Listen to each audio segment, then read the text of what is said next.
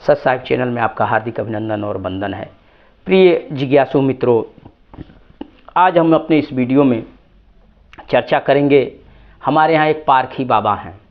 पारखी बाबा जो खुद को बहुत श्रेष्ठ साबित करने के लिए दूसरों को हमेशा हीन साबित करते हैं, छोटा प्रदर्शित करते हैं, खुद को बड़ा दिखाने के लिए, जबकि ऐसा नहीं होता है। खुद को बड़ा दिखाने के लिए दूसरों को छोटा प्रदर्शित करना ये उचित नहीं है।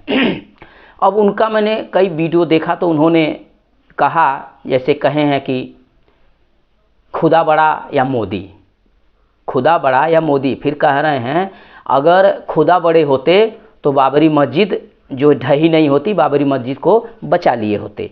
तो मैं उनको ये कहना चाहता हूँ, खुदा ने स्वयं ये नहीं कहा कि मेरे लिए तुम मस्जिद बनाओ, और ना हमारे राम ने कहे, मैं पिछले वीडियो में भी इस बात को बताया हूँ कि ना हमारे राम ने कहे कि मेरे लिए तुम मंदिर बनाओ। हमारे खुदा और राम ने अपने लिए 84 लाख कोटि मंदिरों का निर्माण किया हुआ है, जिसमें वो चल रहे हैं, फिर रहे हैं, बोल रहे हैं। वो खुद बनाए हुए अपने लिए। हमारे मनुष्य द्वारा बनाए ईंट और पत्थरों के मंदिरों में खुदा और राम नहीं रहते हैं। तो आप ज़रा सोच समझ के कोई चीज़ बोलिए कि अगर हम चलिए हम कहें, आपसे कहें, आप पे भी एक लक्षण कहें कि कबीर साहब बड़े कि चोर बड़ा, क्योंकि आपको शायद ज्ञात नहीं होगा। अगर ज्ञात नहीं है तो ज्ञात कर लीजिए। आज से 3-4 साल पहले कबीर साहब की गादी से, बनारस से उनका माला, उनका सुमरनी चोरी हो गया। चोर लोगों ने उनकी सुमरनी को चुरा ले गए। अब आप ये सोचिए, पारखी बाबा, इसमें आपने तो पारिख नहीं किया कि 250-300 की उस माले की क्या कीमत है, उस सुमरनी की क्या कीमत है, कोई कीमत है, कोई वैल्यू है? हाँ, लेकिन चोरी हुआ है, ये सत्य है। और चोरी हुआ तो इसके पीछे क्या राज है, इसको पारिख कर पाए कभी आपने, परख पाए? तो नहीं परख पाए। इस पर तो नहीं आप परख पा के कभी बोले हैं। इसका मतलब ये है कि कबीर साहब सतपंथी थे, सत्य के समर्थक थे, और आपका जो वह गुरगादी है, सत्य का जो है कि पथ दर्शक है। और उस सत्य पे से जा कर के चोर ने उस माला को चुरा लिया। कहने का अर्थ ये है, ये भाव छुपा है कि सत्य पे अब बुराई हावी हो रही है, सत्य पे बुराई भारी पड़ रही है। ये पारखी बाबा, इसको तो नहीं आपने कभी परख के समझाया और कहा। तो अगर हम ये बात कहें कि कबीर साहब बड़े नहीं, वो तो चोर बड़ा है।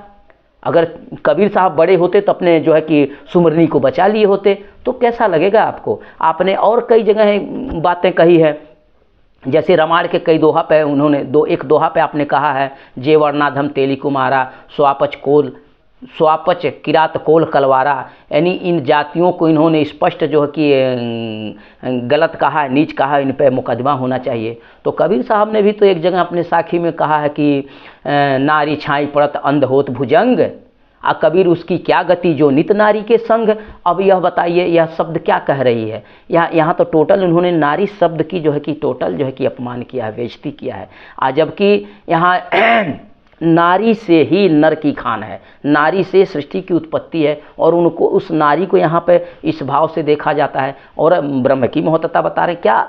मैं कभी कभी सोच के, जो इतने बड़े विद्वान थे, इतने बड़े जो विद्वान माने गए हैं, जिनके लेख आज हमारे जो है कि विश्वविद्यालयों में इस पर PhD किया जा रहा है, जो विश्वविद्यालयों में पढ़ाया जाता है, ऐसे व्यक्ति कहीं जो है कि चूँकि कैसे इस शब्द को प्रयोग कर पाए, कैसे बोल दिए? क्या उन्हें यह नहीं मालूम कि ब्रह्म और शक्ति एक ही चीज़ है, कोई अलग चीज़ नहीं है? हाँ, ज्ञान गुदरी में, आपके उसी ज्ञान गुदरी में आपने बताया है, जब अलग पुरुष ने किया विचारा तब ज्ञान गुदरी का किया विस्तारा, तब गुदरी का किया विस्तारा। और उस गुदरी में जो है कि ब्रह्म और शक्ति दोनों की, यानी ब्रह्म, जीव और माया की बात आपने कही है, ब्रह्म, जीव और माया। तो आपने जो उसकी बात कही है, यानी माया से संबंध जो है कि इस प्रकृति से है, शक्ति से है, ब्रह्म और शक्ति से है, यानी ब्रह्म का ही पृथक रूप है, शक्ति है। फर्क इतना है स्त्रीलिंग और पुरुष लिंग की है, लेकिन वो दोनों चीज़ें एक ही है। पिछले वीडियो में बताया हूँ कि क्या ब्रह्म और शक्ति अलग हैं? तो बिल्कुल अलग नहीं है, ब्रह्म और शक्ति एक ही चीज़ है।